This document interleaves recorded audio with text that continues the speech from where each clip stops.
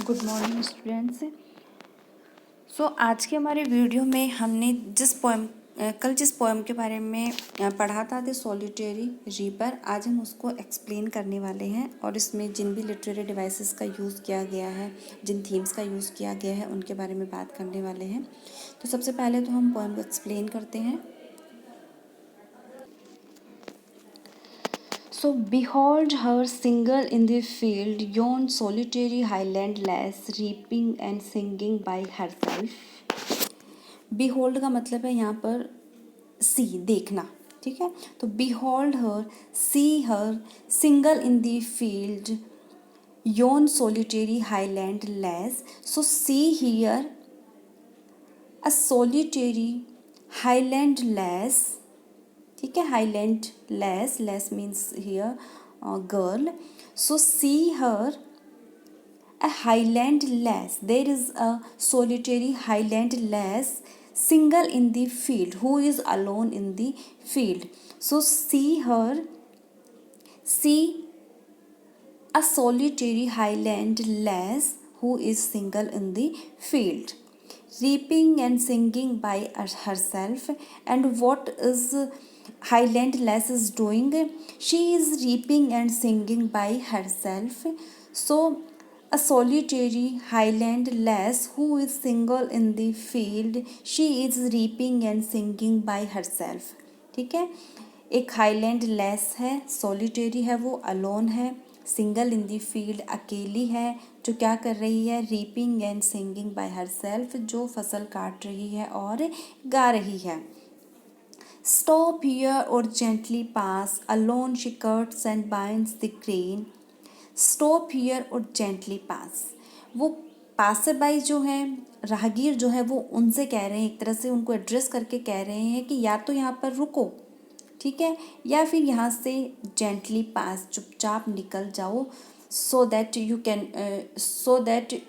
You can't disturb her, ठीक है ना। तो या तो रुको या फिर उसके पास से गुजर जाओ ताकि तुम उसको डिस्टर्ब ना कर पाओ। Alone she cuts and binds the green, वह अकेली ही फसल को काट रही है और बाइंड भी कर रही है। एंड सिंग्स अ मेलनकली स्ट्रेन, और साथ ही साथ एक मेलनकली स्ट्रेन भी गा रही है। स्ट्रेन हियर मीन्स सॉन्ग, ठीक है। तो alone she cuts and binds the green and sings a मेलनकली strain, that highland girl is alone. So that highland girl is alone and she is cutting and binding the grain and singing a melancholy strain. Oh, listen, for the vale profound is overflowing with the sound. फिर से वो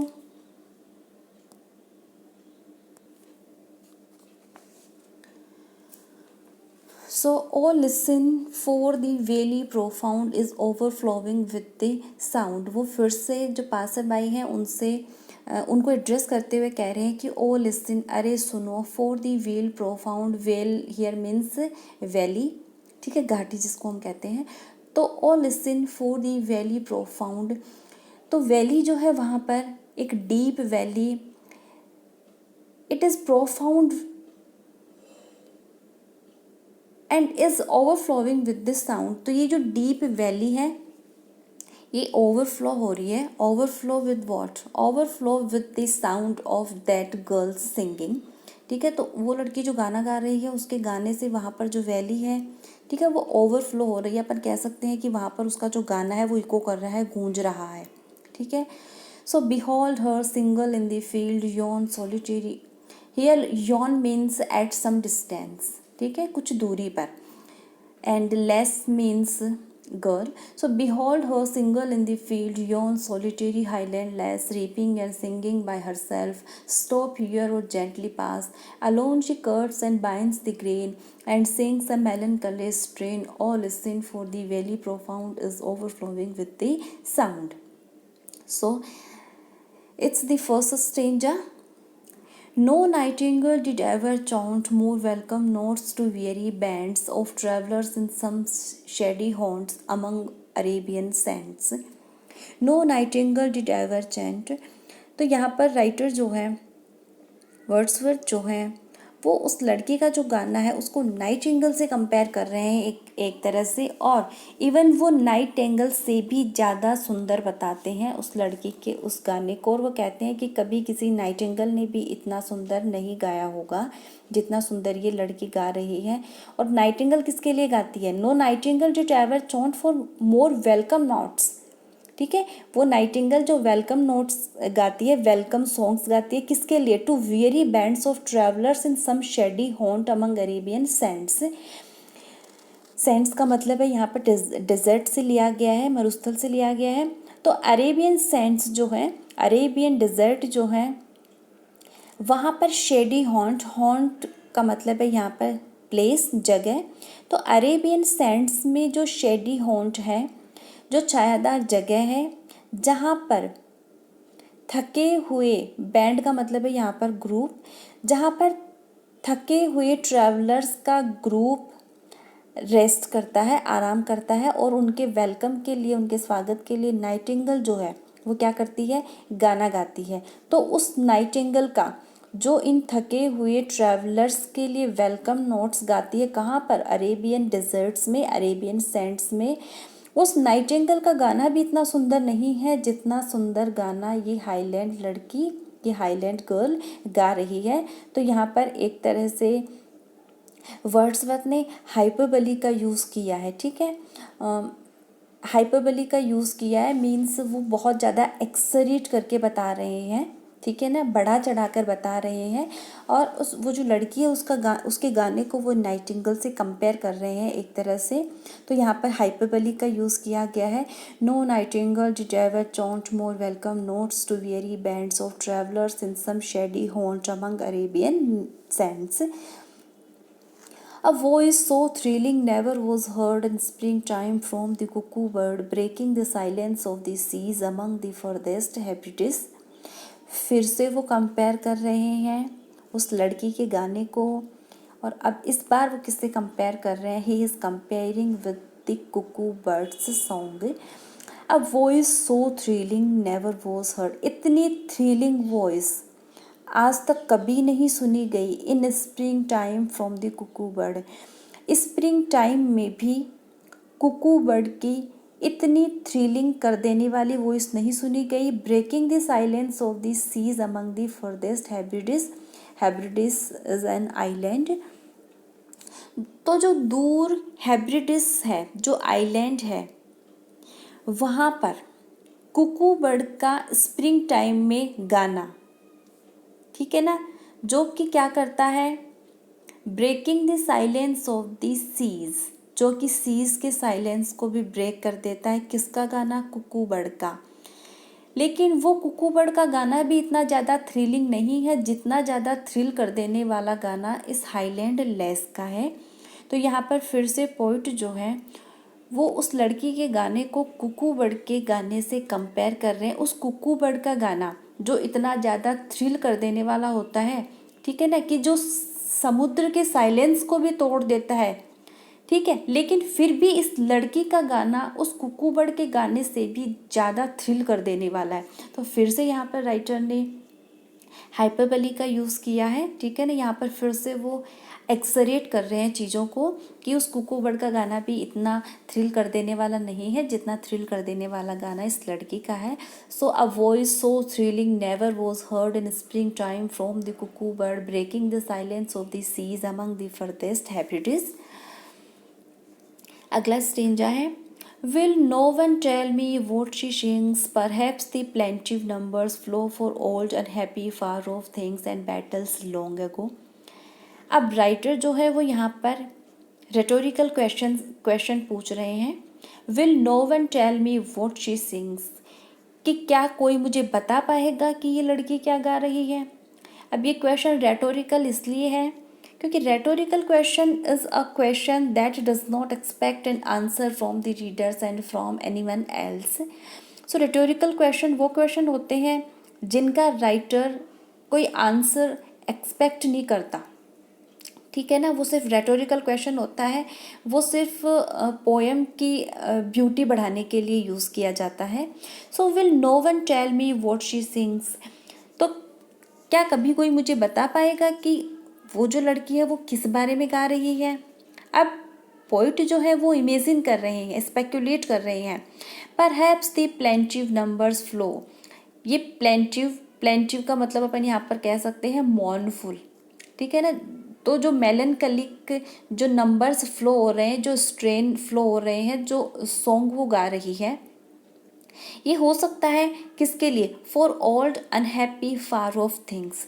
वो हो सकता है कि उसका कोई पर्सनल सोरो हो, ठीक है ना, या फिर कोई फार ऑफ थिंग्स हो, कोई पर्सनल सोरोज हो जिनके बारे में वो गा रही है। And may B it is about the battles that were fought long ago, और हो सकता है कि वो किन्हीं बैटल्स के बारे में हो जो बहुत समय पहले लड़ी गई थी। और is it some more humble lay familiar matter of today, और हो सकता है कि ये अभी प्रेजेंट के किन्हीं फेमिलियर मैटर्स के बारे में हो। ले का मतलब है यहाँ पर लिरिक, और हो सकता है कि ये जो लिरिक है, ये जो गाना है, वो किसी फेमिलियर टुडे के किसी फेमिलियर मैटर के बारे में हो। तो the poet is just speculating the theme of the highland girls song. तो वो इमेजिन कर रहे हैं, स्पेकुलेट कर रहे हैं कि हो सकता है कि ये old unhappy far of things के बारे में हो सकता है कि ये किन्हीं बैटल्स के बारे में हो, और हो सकता है कि ये किन्हीं फैमिलियर मैटर्स के बारे में हो, ठीक है।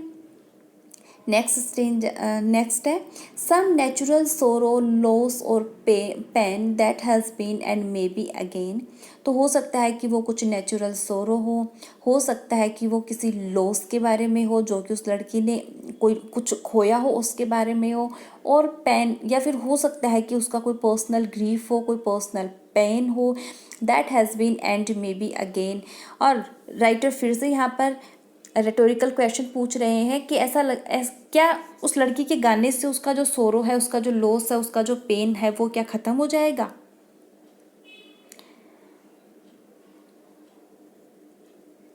ठीक है, या फिर हो सकता है कि ये जो इसका पेन है, इसका जो सोरो है, इसका जो ये लॉस है, ठीक है, ग्रीफ जो है, वो अभी भी है, ठीक है, और एंड मे बी अगेन, और क्या फिर से होगा उसको? तो he just speculating. Next, whatever the theme, the maiden sang as if her song could have no ending. I saw her singing at her work and over the sickle bending. Whatever the theme, अब writer कह रहे हैं कि whatever the theme, इस गाने की theme जो भी हो, the maiden sang as if her song could have no ending. Maiden here means, maiden कहते हैं unmarried girl को। तो थीम चाहे जो भी हो, ये लड़की जिस तरह से गा रही है उसको देखकर ऐसा लग रहा है कि her song could have no ending, कि उसका जो गाना है वो कभी भी ख़त्म नहीं होगा। आई सा हर सिंगिंग एट योर वर्क, मैं उसको अपना काम करते हुए गाते हुए सुन रहा हूँ। And over the sickle bending, sickle is a tool that is used to cut the grain. So I saw her singing at her work and over the sickle bending. I listened motionless and still, and as I mounted up the hill, the music in my heart I bore long after it was here no more. I listened, मैंने सुना वो गाना, कैसे सुना? Motionless and still, बिल्कुल शांत होकर, still होकर, एंड और as I mounted up the hill, और जब मैं फिर से हिल्स के ऊपर चलने लगा, the music in my heart I bore, तो उस म्यूज़िक को, उस गाने को मैंने अपने हार्ट में हमेशा के लिए क्या कर लिया? कैरी कर लिया। Long after it was hear no more, ठीक है। जब मैं इस गाने को नहीं सुन पाऊँगा, जब मैं इस गाने को नहीं सुन पाऊँगा, तब मैंने इस गाने को अभी क्या कर लिया? अपने हार्ट में कैरी कर लिया है हमेशा के लिए। इन फ्यूचर जब मैं उस गाने को नहीं सुन पाऊँगा तब के लिए, ठीक है। तो ये था पोएम का एक्सप्लेनेशन। अब हम बात करते हैं पोएम के स्ट्रक्चर की।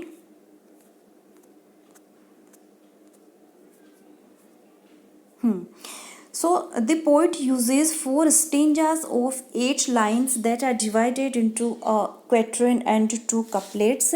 तो पोइट ने यहाँ पर 4 स्टेंजास का यूज़ किया है, और हर स्टेंजा में 8 लाइन्स हैं, ठीक है, 8 लाइन्स हैं, और वो जो 8 लाइन्स हैं वो डिवाइडेड है इनटू ए क्वेट्रेन एंड 2 कपलेट्स, ए क्वेट्रेन और 2 कपलेट है वहाँ पर, ठीक है। राइम स्कीम की अगर बात करें तो राइम स्कीम है यहाँ पर ABCBDDEE, field, lass, herself, pass, grain, strain, profound, sound. तो राइम स्कीम यहाँ पर ABCBDDEE है। Atmosphere of the poem is melancholic, poem का जो एटमोसफेयर है वो कैसा है, मेलनकलिक है। The poem has romantic imagery, poet ने यहाँ पर रोमांटिक इमेजरी का यूज़ किया है, ठीक है। नेचुरल सीनरी है एक तरह से, यहाँ पर रोमांटिक इमेजरी है। Literary devices that are used in the poem, alliteration का पोइट ने यहाँ पर यूज़ किया है। हाइपरबली का यूज़ किया है, रिटोरिकल क्वेश्चन का यूज़ किया है। तो ये कुछ लिटरेरी डिवाइसेज है जिनका यहाँ पर पोइट ने यूज़ किया है।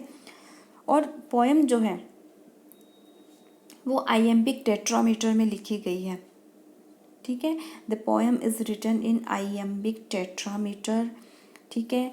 And the poet uses 4 stanzas of 8 lines that are divided into a quatrain and 2 couplets, ठीक है।